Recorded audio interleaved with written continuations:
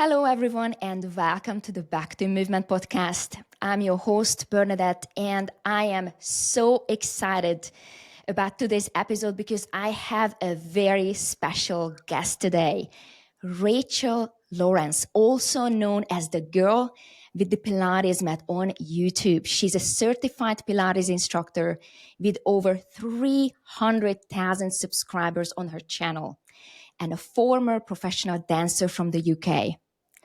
So please help me welcome Rachel Lawrence to the Back to Movement podcast. Rachel, thank you so much for accepting my invitation to the show. I really appreciate that. You're very welcome, and thank you for inviting me. It's lovely to meet you. Thank you.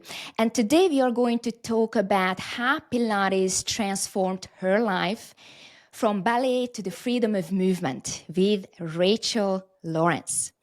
So Rachel, can you share your journey as a dancer and how did you get started and what inspired you to actually become a Pilates instructor? Absolutely. So you might want to settle in. It's quite a long story. That's okay. I'm eager. I would love to get to know you better. Okay, so I got into dance when I was very young. I was about 3.5 years old.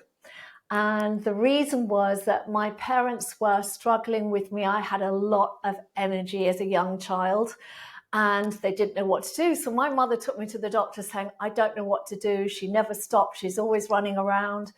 And the doctor said, what you need to do is to put her in something that's going to use up all that energy. And where we lived, we had a choice of horse riding or dance classes. And the dance classes were the cheapest. My parents were very, very poor. So I started doing dance classes in my local church hall. So I was about 3.5, started with ballet, loved ballet, but then I just so loved movement. I mean, as you'll know this, Bernadette, movement is just the most incredible thing for your mind and for your body. And so it was very quickly, by the time I was 6, I was doing 3 or 4 classes every week. And I did ballet, kept with the ballet, but I also did jazz, modern and tap dancing. So I grew up doing all of those things and working very, very hard at that. I was doing shows at a very young age. I wanted to get to ballet school. That was kind of my goal.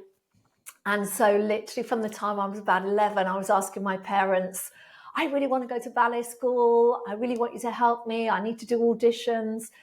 Anyway, when I got to 13, they agreed I could start trying for ballet school.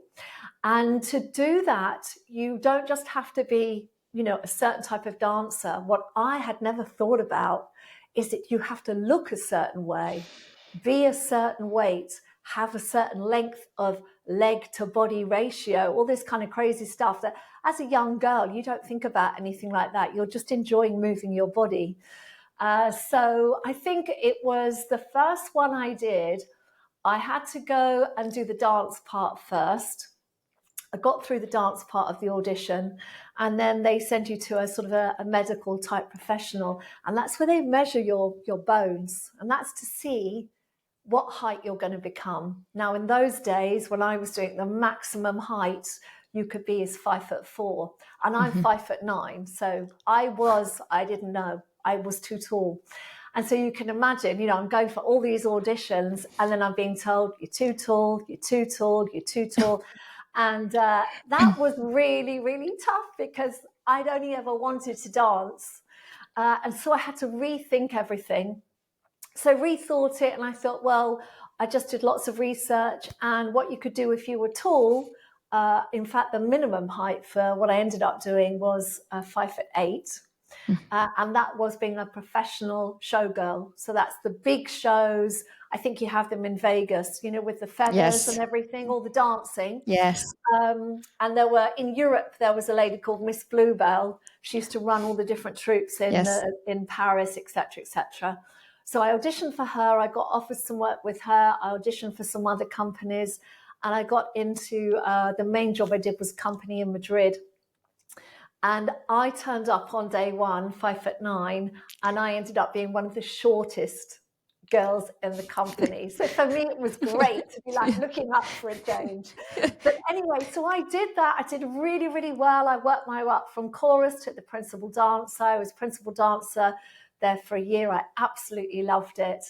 And the work was very physically hard. So we used to do 2 shows every day, 3 shows on the weekends. And each show is maybe 2 hours long. There's 14 different numbers. You're changing your costume from literally running off stage. You are taking off your clothes, getting the next outfit on, running up to come down through another entrance, etc.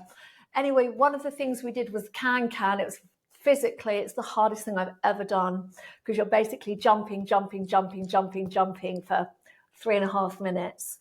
And I don't know if this is what did it, but I ended up getting a very, very bad knee injury. I got a meniscus tear. And so for me, it was a horizontal tear. I didn't know this at the time. I found this out since, but I have a horizontal tear in my right knee. Which means that every time I bend my leg, it opens and it closes essentially. Now, I've not had it tested lately. I've not had any scans lately, but I can tell you that at the time I was devastated, because I just couldn't dance anymore. I couldn't dance professionally because I couldn't keep up that level without this really severe pain. And like many conditions that we've all encountered with our Pilates clients, there's a lot of pain involved, and that can really affect how you feel in your mind. So reluctantly, I had to kind of stop dancing. And for me, it had been all I knew. And so it really was, I kind of stopped completely, just didn't do it anymore. And I had to rethink careers, and decided to retrain. So I retrained at that point as a journalist. This is the little bit that maybe I don't put in a lot of my bios, but I retrained as a journalist and thought, well, I need a desk job. I need something sitting down. And so completely the opposite, right? Completely the opposite. Love it. I think for me, mentally, I was at that place where I was so hurt by not being able to move that I thought, I'm not going to do anything.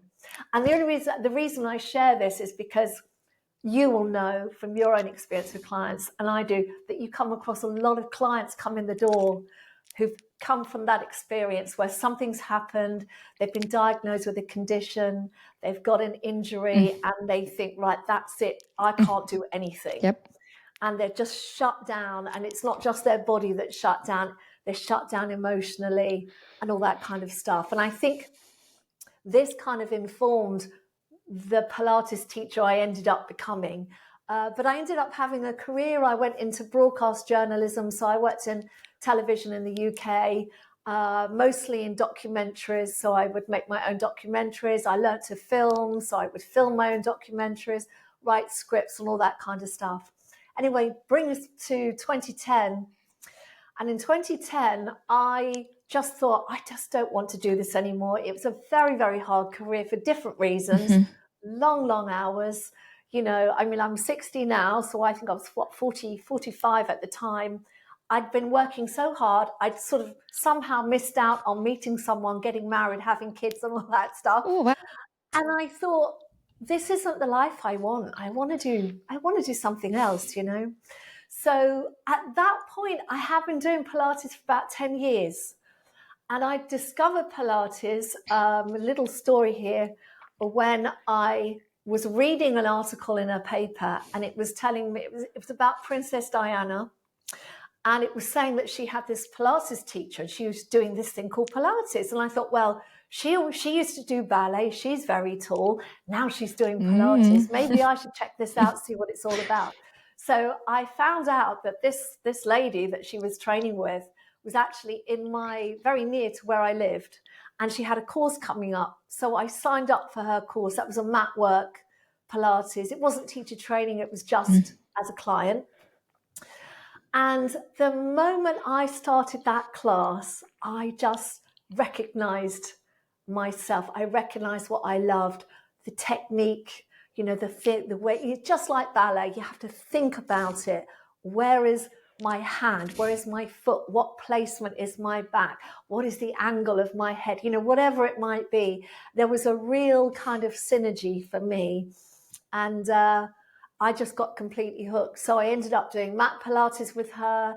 Then I found out, because I didn't know about any of this, then I found out that there was Pilates machines, Reformer, Cadillac's, Pilates studios. Didn't know anything about it. So I went on this whole journey of discovery over 10 years. And then I came to this place where I thought, well, I want to change what I'm doing. I love movement. So maybe this is what I need to do, is put everything I know together and become a Pilates teacher. So from there, I did lots and lots of research to decide who to train with, because there's lots of organizations out there that you can train with. You've got contemporary Pilates, you've got classical Pilates, you've got Pilates, which is more clinical. There's all those sorts of things. And so when I was living in London at the time, so I went and did classes with all different styles, all different sorts of teachers from all different organizations. And I just found a couple of teachers that I really liked, who were doing a certain organization, which is Gazsi Pilates, Body Arts and Science, which is in the US, originates from the US. In California, yes. That's right, yeah. So I had a look at that. And then I was looking to see what training they had coming up. And they had a training which was a complete certification. So that's mat and all the apparatus, but with also an add-on module, which was for dance injuries. And I thought, that's the one for me.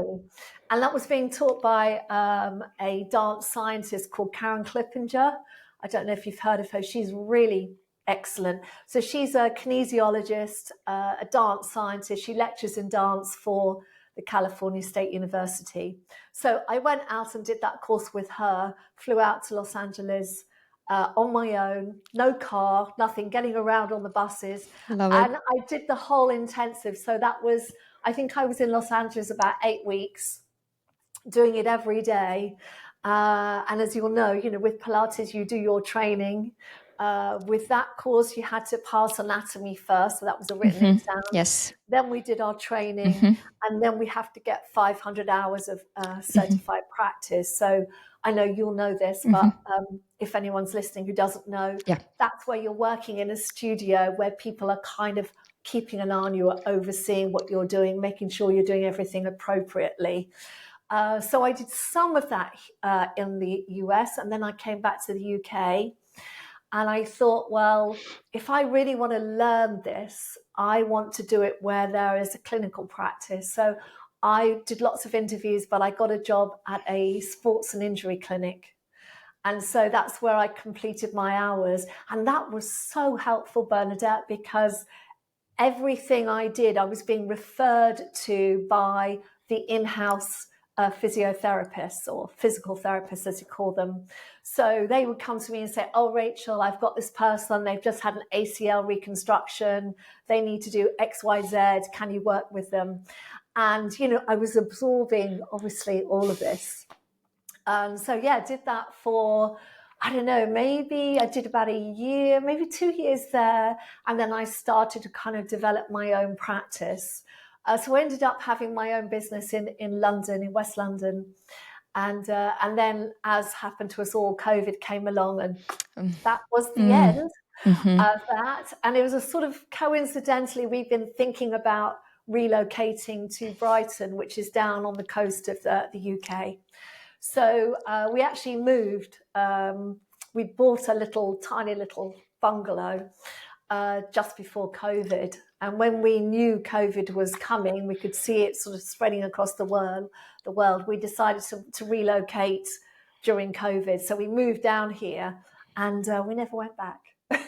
Nice. Never went back to London. And of course, what happened was I suddenly thought, oh my gosh, what is going to happen to all my people? I had probably 200-ish people a week coming through my business, and that's a mix of group mat classes and group apparatus classes, private clients, and so on. And I was so worried about how they were going to manage, because a lot of them were people with conditions and injuries and so on. Then I thought, oh, I know what I'll do. In fact, my husband suggested it. He said, why don't you start putting some classes on YouTube? And I'd started a YouTube channel, but I hadn't done anything with it. I'd probably put 2 videos on or something. And so I started putting classes on YouTube, and that's when it all changed. And suddenly it took off, and I was broadcasting live. And the benefit of that, I suppose, was at that time especially, people weren't going out. So the fact somebody was there live doing something with them and they could do it with you really seemed to kind of grow my audience. And then, I brought in little things into that. So, people say, oh, I've got a real problem with my back, or I've got a problem with my knee. And I go and think about it, think, oh, I wonder if I could make a video that's something to do with knee pain or something to do with back pain, whatever it might be. And it completely grew from there. So now I don't have, now this is what I do. I love it. What an That's inspiring. kind of how I arrived at this place. Yeah. I love your story, Rachel. Inspiring. Yes. Oh, thank you. It is. Absolutely. Well done, Rachel. Love your story. Thank you for sharing this with us. You're very welcome. Now, Rachel, ballet or dancing is known for its grace, but it is also incredibly demanding on the body. Yes. So how has it impacted your physical health over the years? You mentioned you had the knee, the meniscus tear. Is there anything, or how did it make you feel? How was your body? So my body, I would say, was pretty broken, actually. Pretty broken, because you're absolutely right. Dance is extremely demanding, and it also makes you very demanding of yourself. So it's not just that a choreographer is, or a master ballet teacher is saying, you need to do that, do it again, do it again, do it again. Ballet, there's a lot of repetitive movement that is quite extreme. And what happens in my case, and this is speaking for myself, but in my case, there were lots of things I didn't understand that I was developing. So hypermobility, for example, from start dancing at 3.5 and told to stretch more, do more, do more, do more, you end up becoming so mobile in your joints because you're always trying to create the perfect shape. But what you don't realize is the damage it's doing. So the sort of the downside, if you like, that I've realized now at age 60 is that I do have quite a bit of arthritis. So particularly in the hips. So that's from this sort of extreme turnout of the legs and the constant movement. So you're always going out, so in ballet, everything is turned out, everything is going up as high as you can go, etc. So you need mobile joints, but what you're not taught, or I wasn't taught, I think it's slightly different now, but what I wasn't taught was control of that range of movement, so that you're always doing something that's relatively safe. Now we know so much more, and I think in my younger days it was just about you had to be perfect. And so you would drive, I would drive myself very hard as well to try and be perfect. But of course, you get a lot of wear and tear, And I think finding that happy medium is quite difficult for anyone who does anything sporty, whether it's a sort of artistic sport like dance or skating, or it's more athletic. Trying to find a happy medium from sort of being as good as you can be, but not injuring yourself, is very difficult. I think what you probably mean is overly flexible. So not just focusing on flexibility, but also strength as well, right? Yes, absolutely. So not just go to one side and you miss all the strength training. And I think that's the beauty of Pilates. We can do flexibility, mobility, and also strength, right? Exactly. And that's such a good point, Bernadett, because I think a lot, when I've had dancers come to my classes, it's really interesting to see. They'll try and replicate exactly the movement I do and do it more. But if you go over and do that slight little adjustment and say, right, now hold that right there, they can't do it because they don't have that strength. I often think with people like that, it's almost like you want to teach them to bring everything in rather than to push it out, because they're so used to doing big, big movements, and you want to kind of bring everything, as we always talk about, into the center. It's like drawing everything inwards. So you've got that control. Yeah. Have you ever struggled specifically with back pain? Yes, lower back pain. I do get lower back pain. So I have a little bit of an issue with my right sacroiliac joint. I think that's inherited. My father had a problem with his right hip. He ended up having a hip replacement in his 80s of the right hip. So I get, lower back pain, which I put down to just general wear and tear. I know a lot of doctors talk about disc degeneration. And I've had so many clients come to me and say, oh my goodness, I've just been told I've got disc degeneration. What do I do? And I'm thinking, well, you're 65. You would not be normal. Exactly. If you didn't have some, that's what happens, you know.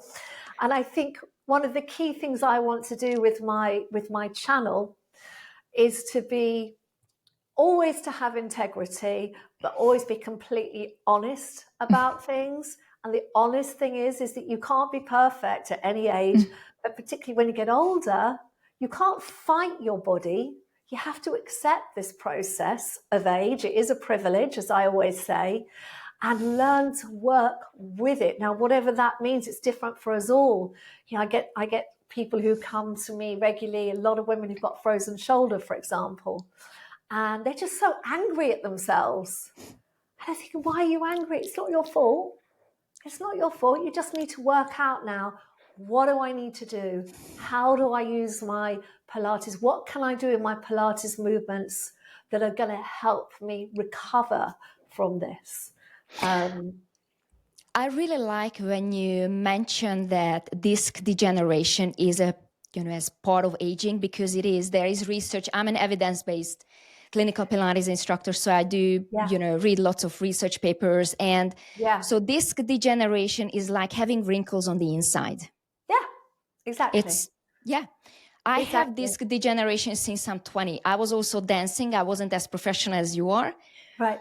But I had an MRI because I had disc herniation as well. And that's why I actually became a Pilates instructor, because my doctor recommended Pilates back in 2008. And so they did an MRI, and of course it showed disc herniation and disc degeneration. And I was 22 years old.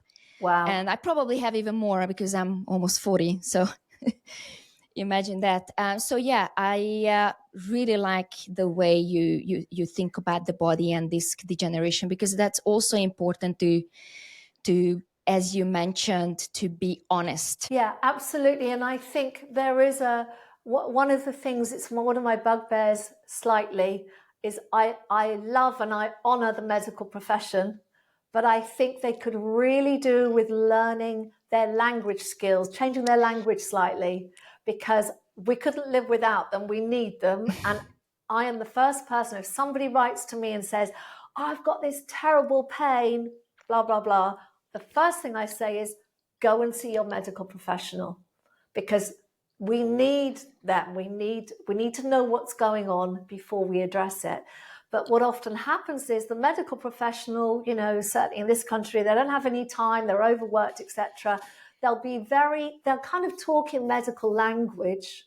Which is scary. It's terrifying. They don't know. Exactly. Because you just think, whereas, serious. Yeah, you think that's it. Life is over. I'm never going to do this again. I can never do that again.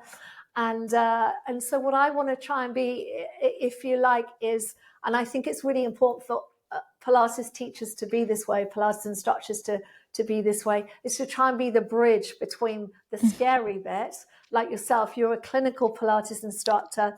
I'm not clinical, but I did a very high level certificate. I then went on to do Pilates for injuries and pathologies with Samantha Wood, who's a very good Pilates instructor. And she's got a couple of books about it. And I've done lots of things for like health. I read lots of papers. I'm always looking at the latest research for back pain particularly. But it's that language that I think is really important. So I always say to someone, go see a doctor. Then they'll often write back to me, and this is all kind of via YouTube or whatever. And they'll say, I've got sciatica. I think, okay, well, that's fine. We can work with that. Don't worry. We can work with that. So I think it's trying to make it seem less frightening And also, like yourself, what's most important to me is to try and empower that person to know that they can move, they can exercise, but we just have to look at how we might do it. And that's what's great about Pilates, isn't it? It's so Exactly. adaptive. You know, Exactly. you can make it work for anyone, but you need to know the medical information first. And that's the way I always work. So once I know their medical information, then I can work out a plan. And then, of course, secondary to that is you can make your plan, but then when you've got, so say you're doing a private class, when you've got a client in front of you who's moving and you're doing the movements that you think are right, but there might be a sort of a fear that makes their body tense up. It's also trying to coach them mentally into a happy place so they're willing to try things that maybe have been really scary. And you touched on something really important. Our job is reassurance, to tell them that it is safe to move. Yes. But when you're in pain, I only see people in pain. Actually, I treat moms specifically with low back pain and with lumbar fusions. Even they had surgeries, they didn't work. And then the doctor sends them to me because they recommend Pilates. So imagine they had spinal fusions and the way they move, of course, we have to work on that. But they are working and they are fearful in the beginning. But with every little step, with consistency, you can actually change that. Exactly. And that's the beauty, isn't it? When you see someone sort of, it's like a flower opening in front of you. It's an amazing privilege, I think, to be able to do that for someone. Exactly. They are finally able to put their shoes on without their husband's help. And that's amazing. I've had something exactly like that. A lady that before COVID I was working with in London came to see me, and she hadn't put her shoes on, I think it was something like 8 or 9 years. And she'd been a nurse, so she'd been caring for others, and she had done, nurses are constantly having to make beds and lift people, and she lifted in a certain way and just got a really severe disc herniation, multiple disc herniation. And she's so frightened, she just didn't do anything. And she was so locked up. And she was terrified. So she'd have one of those really long shoehorns, to like get her shoes on. And she wouldn't bend. She'd sit like this and like try and get a shoe on. I'd often put the shoes on for her. But I worked with her for a year. And in that year, I mean, really patiently, really slowly. And we got to the point where she could actually get down on the mat. So up, for almost a year, we were doing standing work. But I just wanted to imbue her with confidence that, yes, your body is amazing and it will heal and it can move, but your mind's got to allow it that opportunity, Yes, and when you are in pain, I know because I had chronic back pain for years, and you're scared. I was scared to move. And that particular movement, when you're bending over, and if that's how it happened, it's always in the back of your mind. Oh my God, it's always there, even today. But I do deadlifts now. I've got over the back pain, but it's always in the back of your head, back of your mind. Yeah, because it's such a defining moment for somebody, isn't it? When they get a sudden injury. And often with an experience I've had is quite a few mums that I've worked with over the years, they've got it when they've been picking their child up and rotating. So they've gone down, like to get them into the car or out of the car. Yes. And so they're not doing this anymore. They're not. And you just think, but your body can recover, and as we know, bodies can often recover on their own. Back pain can be something that can heal of itself, depending on what it is, of course. But people get too scared, and when they get scared, you'll know this, I know, but for the benefit of viewers, what we see as Pilates instructors is a body that's just like this, literally like this. Yeah. It's like, oh no, I'm not going to move. And of course, the problem then is not the initial injury, it's being able to get to that, because the whole body has gone into tense up mode. Yeah. So Yeah, I think that kind of, like you say, the consistency and then building that person's confidence, working at their pace. It's what I often say to my YouTubers, because obviously I don't see these people, although I know a lot of them by name now because they come on the live stream and chat to me every week. But I'm always reminding them, be patient with yourself, be patient with your body, be friends with your body. It's not an enemy. You need to help it. It's that, because I think that's what people feel, isn't it?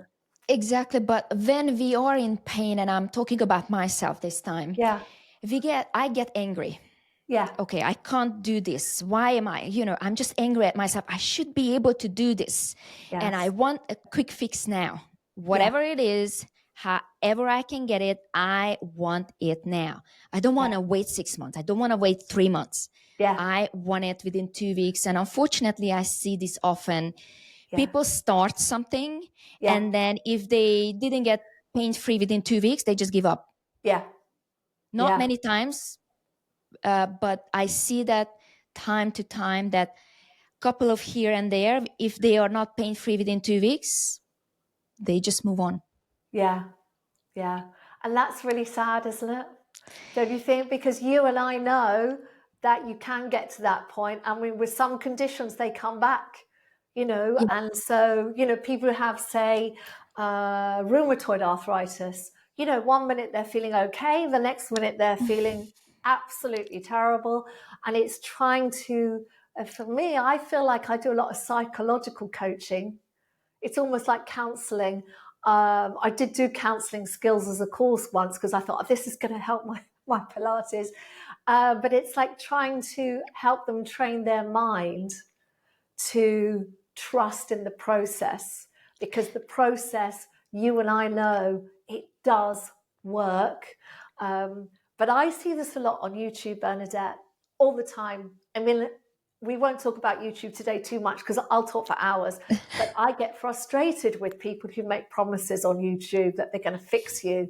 You can't, you just can't fix someone. With one exercise, right? Yeah. One perfect just exercise. do this and you'll be fine. Yeah. It's very interesting. I've been working with women for years specifically with back pain. Yeah. There was never one exercise that fixed them. There were many that helped them. Yes. But there was not one, because this particular person likes this movement. This other person likes that movement. Yeah. And we are all unique and different. So there is not one exercise. So if you are listening to this podcast and if someone tells you do this one exercise and your back pain will be fixed, first of all, contact me. But contact me if it did, because that's amazing. It can. We never know, right? But usually the case is, first of all, you need to do what the spine can do: rotation, flexion, extension, side bending, because the spine can do, a lot of things and not just one thing. So that's why one exercise is never the cure.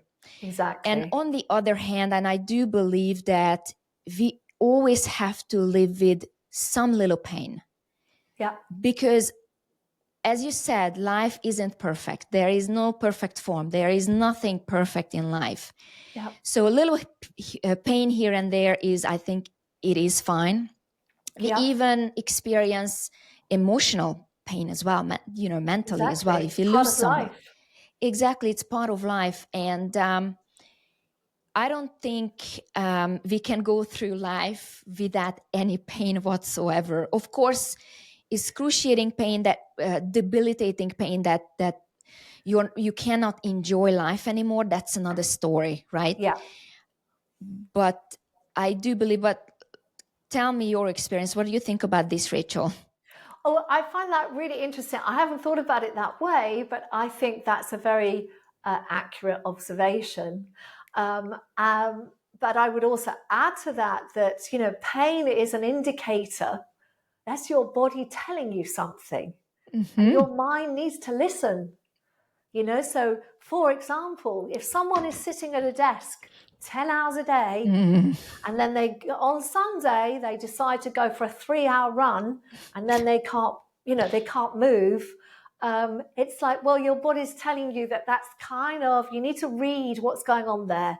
You're sitting still for hours and hours and hours, probably in a fixed position, probably with your shoulders rounded, with your head jutting forward. You've got neck pain every day. You've got headaches every day. Pain is often your body trying to communicate with you. That's what I like to think. Yeah. And so you need to interpret that. And rather than be like, oh, I'm really angry, I've got pain, blah, blah, blah, I try and look at it in more of a mindfulness way, I suppose, and just be more kind of light and curious, like, oh, why have I got a pain in my shoulder today? What was I doing yesterday? Oh, yes, I was doing that thing where I was doing the gardening and I was chopping down that tree. Oh, okay, right, I need to rest my shoulder today, maybe just do a few stretches. I don't know, but you know what I mean? It's, I think trying to be light and curious about it is good. And the only thing I would add is, and this is not at all to be negative, because I don't want to be negative about it, I do think you can expect as you get older to have some level of pain because your body is older. That just happens.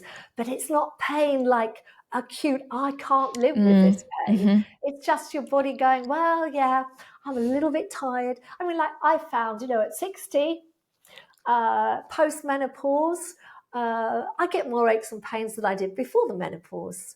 I also know that I can still do quite hard workouts, but I need to give myself a little bit more time for my body to recover.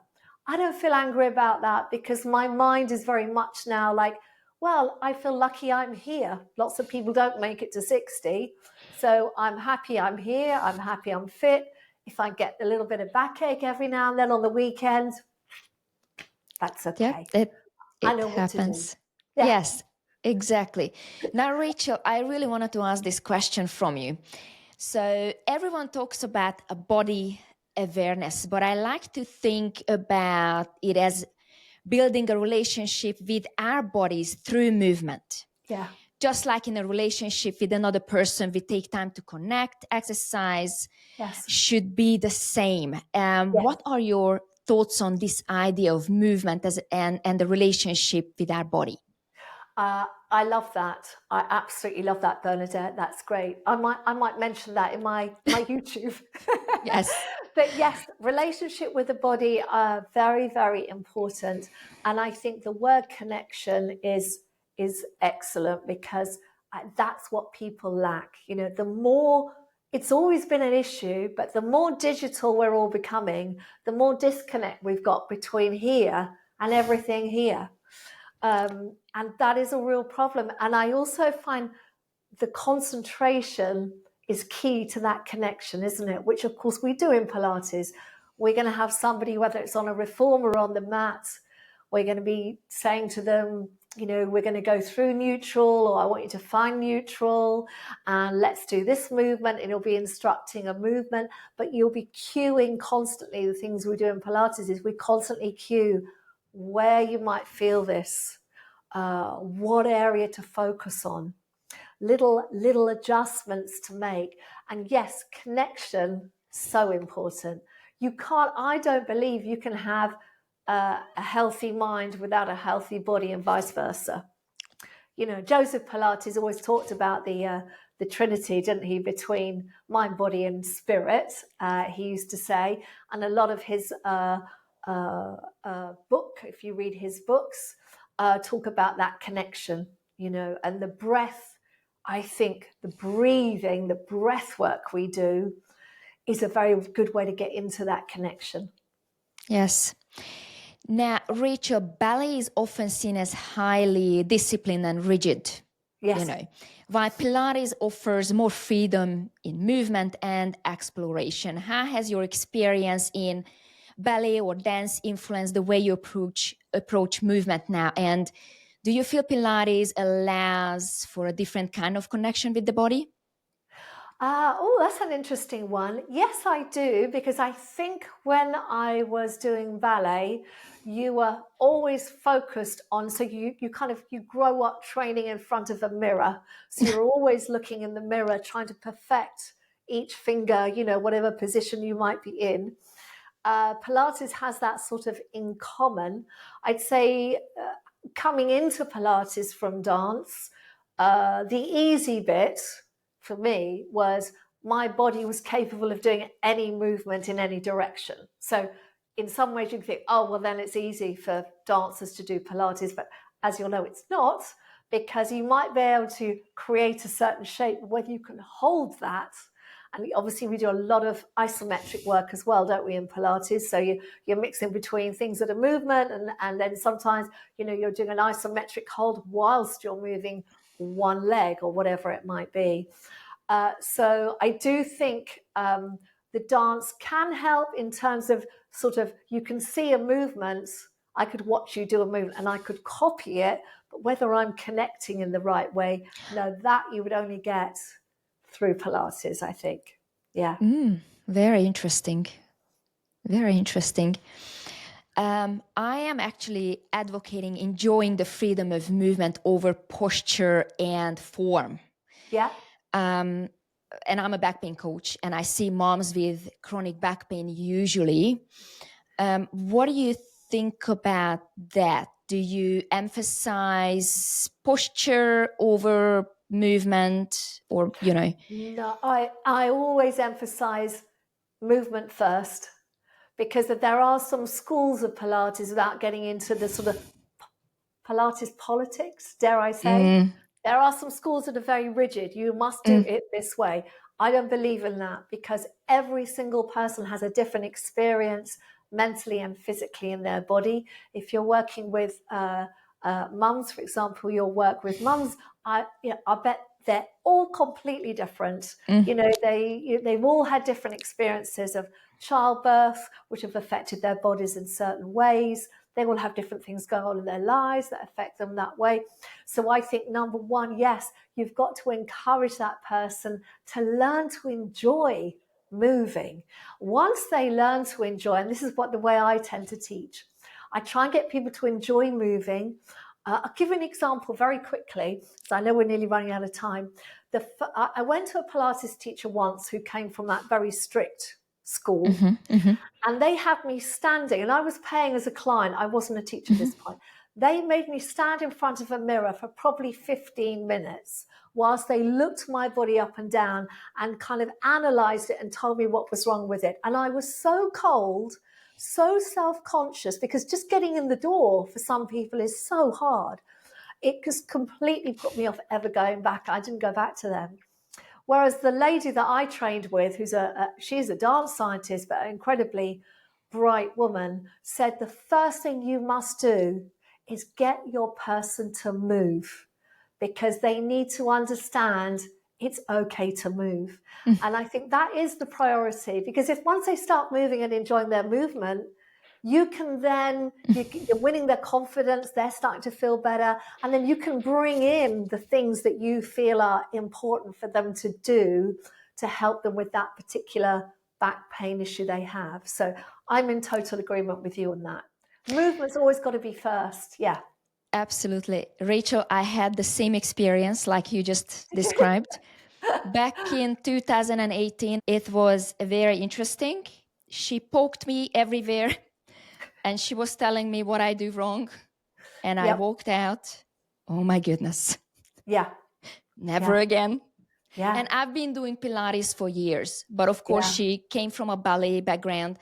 I didn't come from a ballet background. I come across with Pilates because I had back pain, an injury. So totally different reasons. And I was never as graceful as a ballet dancer. And the embarrassment, and I was angry at my body, and disappointed.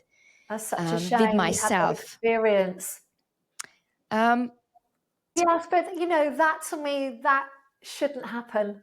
And I'm not sure if that is the Pilates style or the ballerina coming out, because, ballet, doing dance for me, although I loved dancing, it was not good for my mental health, because it was always what's wrong with you.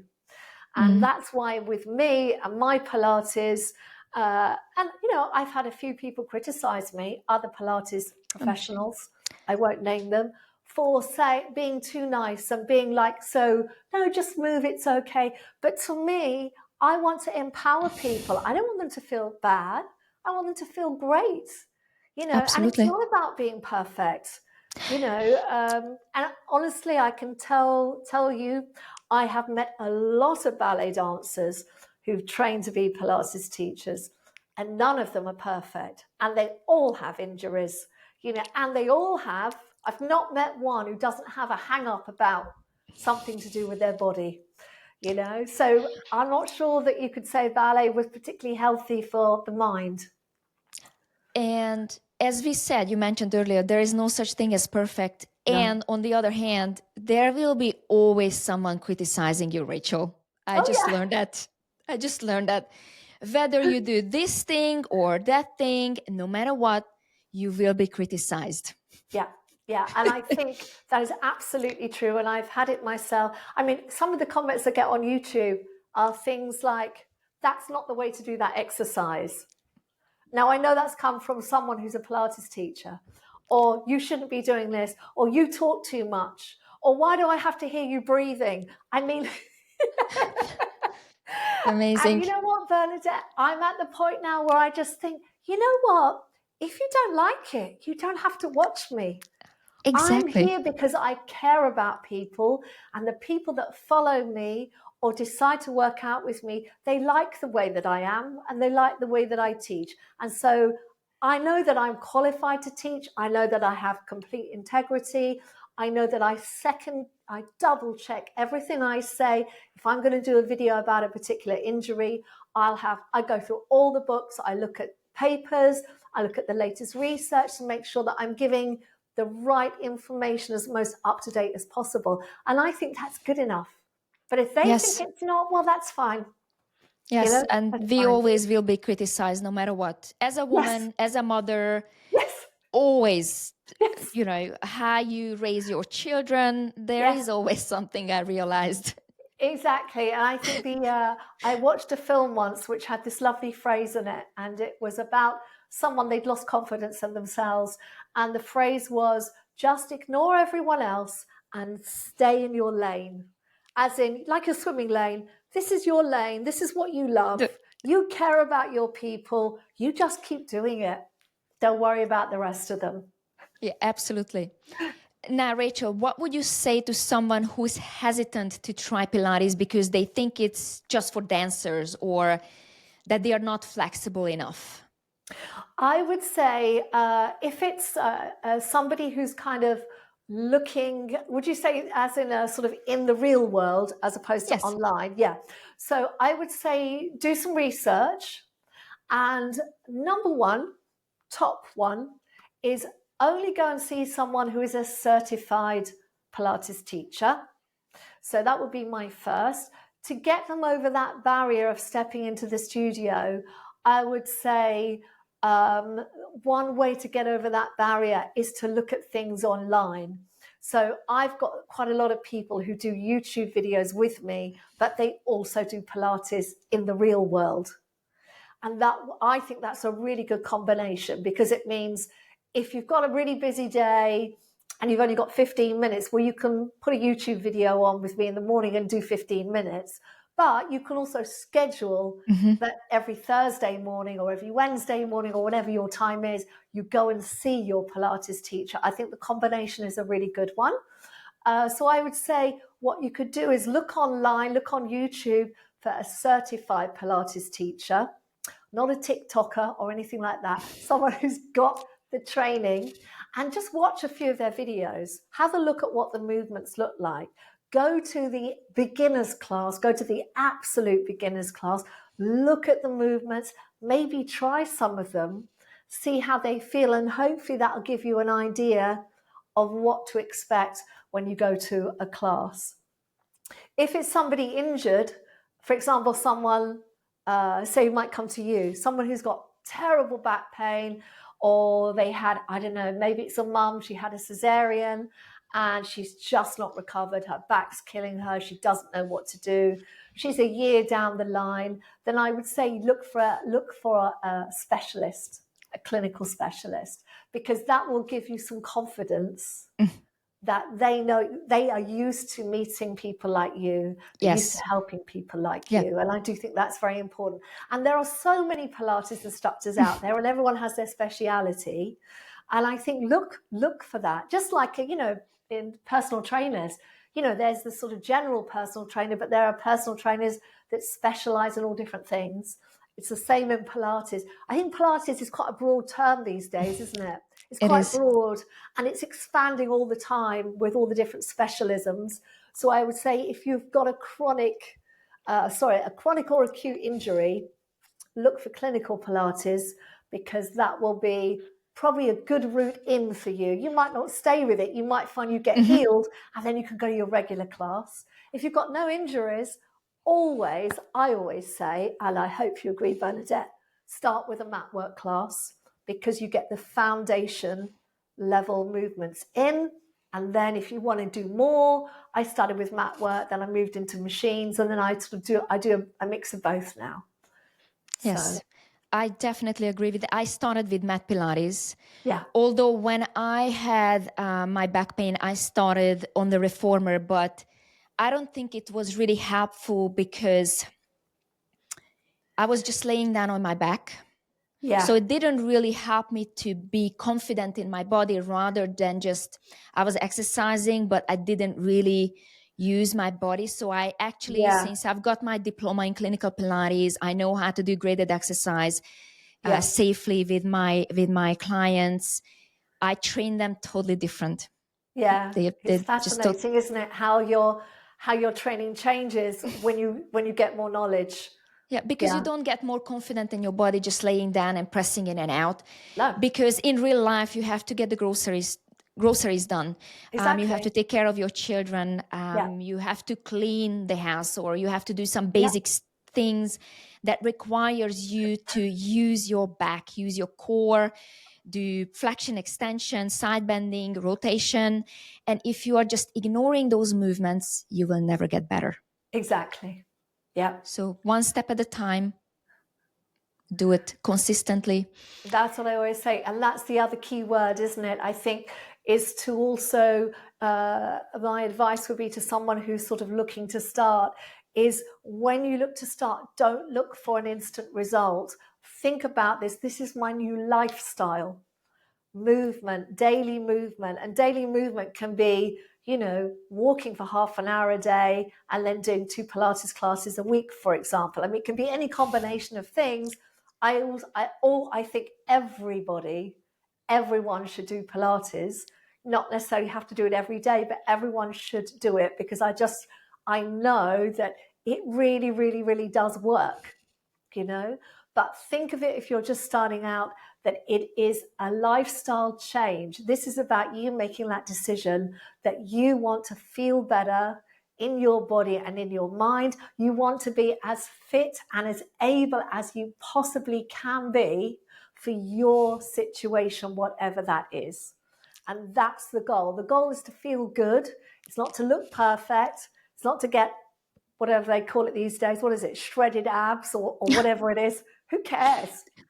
You know, if I ever see a woman who's got shredded abs, I always think, that poor girl, they're not healthy, you know. But anyway. They are working on a goal, Rachel. We have different goals, right? Some people just want to get over back pain. Yes, exactly. And I think that's the thing. Have that goal, but be patient with yourself and stay consistent. And whoever your Pilates instructor is, give them a chance to help you, you know, because if you go in for 2 weeks and then you disappear, you'll never know, because you know your body takes time to heal. So if you're coming with an injury, or you're coming with years of back pain, you've got to think, well, you've got to unravel all those things that are causing that pain. And you can't do that quickly, because our bodies are organic. We're not machines. You can't just press a button. You know, It has to take as long as it takes. Yeah. And you are actually, again, touched on something important, walking. So the World Health Organization's guideline is 150 minutes to 300 minutes of moderate cardio, like walking, or 75 to 150 minutes of intensive, like running, cardio exercise, plus 2 to 3 sessions of strength training where we take our body parts to near fatigue, upper body, lower body, torso. So that's the World Health Organization's physical activity guidelines. You can actually find that. And that's what Rachel mentioned before. Walking along with Pilates, or if you're not into Pilates, do anything that you like. Some people not into Pilates, and that's absolutely fine. Do your strength training. That's what exactly. Exactly. Whatever works. You're a woman. Whatever works for the individual. But I do believe that you mentioned YouTube and Pilates. I think because you also mentioned that's your new lifestyle. Probably for that person is easier to stay consistent if they can just switch on the laptop or the TV and do 10, 15 minutes, 2 to 3 times a week. And in that way, you can stay consistent because you don't have to find parking. You don't need to drive. You can just, you drop your kids off to school, you go back home, you finish your workout, and you're done for the day, and you feel good. And you did your part to stay healthy, not just for you, but for your family as well. Yeah, so important. And again, I think it's a good way in for a lot of women who are mums is to think about the fact that you need to take care of yourself because you have to take care of everyone else. If you're not well, how is everyone else going to manage? And that's what I do say to the mums that follow me and the grandmothers who follow me. If you don't look after yourself, what's going to happen to the family? They all depend on you. I know. Right? Don't even remind me, Rachel. I know. And I get my dog walking. I get my walking in because I have a dog. So I tend to walk quite fast pace. And where I live, there's lots of hills because I live on the coast. I do an hour a day of walking every day, every day. And because I have a dog, then I can't sort of, I won't do it today. She has to go. So you'll see my dog. She's not here today, but she's normally in the back of my YouTube videos, fast asleep. A lot of people have said they can't believe she's actually alive because she doesn't move. Now, Rachel, it's really interesting. I had a professor from Appalachian State University a couple of months ago, and I really enjoyed the podcast with him. And he mentioned, walk your dog even if you don't have one. Yeah. Yes. That's perfect. What he said. Yeah. Exactly. Yeah. So, Rachel, thank you so much. I really enjoyed our conversation today. I so appreciate you. And thank you so much for everyone tuning into today's episode of the Back to Movement podcast with your host, Bernadett, and with our very special guest, Rachel Lawrence from the UK. That's all for this episode, folks, and I see you next time.